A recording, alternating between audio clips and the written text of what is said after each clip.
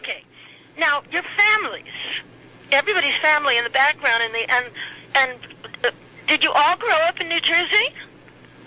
With the exception of Bob, the drummer, we all grew up in New Jersey, basically within the same, 10, 15 miles of each other, the same relative zip code. And did you know each other? We did not. That was the funny thing.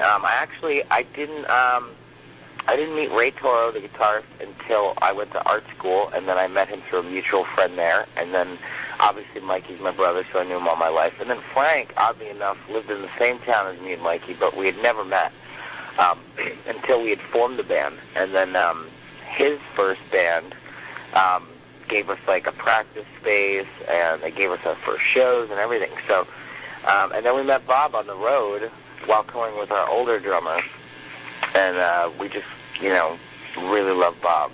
So. Well, I mean, they're also wonderful. It's so funny that you lived in the same town, and only the music finally brought you together. Yeah, that's what did it. It was the music. Music tends to do that. That's true too, because I've met a lot of amazing people like you, and throughout these years, and it's been because of the music. So it's pretty amazing to see what music can actually really do. It's very powerful. Yeah, well, I truly feel the same about you, Angel. Listen, do you have a favorite New Jersey-born hero?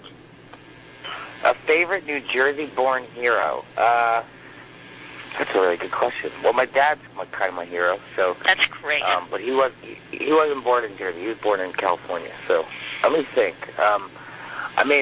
The first concert I ever went to was at.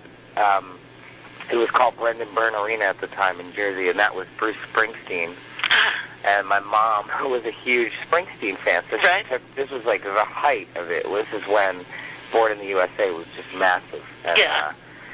So she took me to see him, and then I think when I was like a little older, I got into Bon Jovi. So I think I've always kind of been into Jersey bands.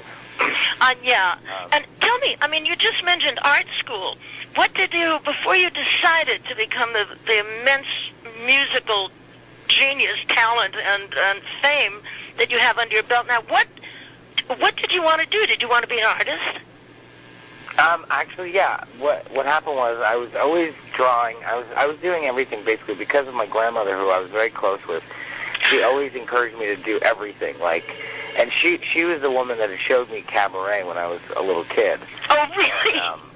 Yeah, she was one of the biggest reasons. I'm a fan as well, but one of the biggest reasons that I wanted you on the Black Parade is because I really wanted, because our last record is actually about her death, and then so with this record I wanted to kind of give her a nod again, and the record really just fit that movie anyway. I was watching it a great deal while we were making the Black Parade, and it felt like a really great tribute to her to have you on the record. And so she was always encouraging me to sing and paint and draw.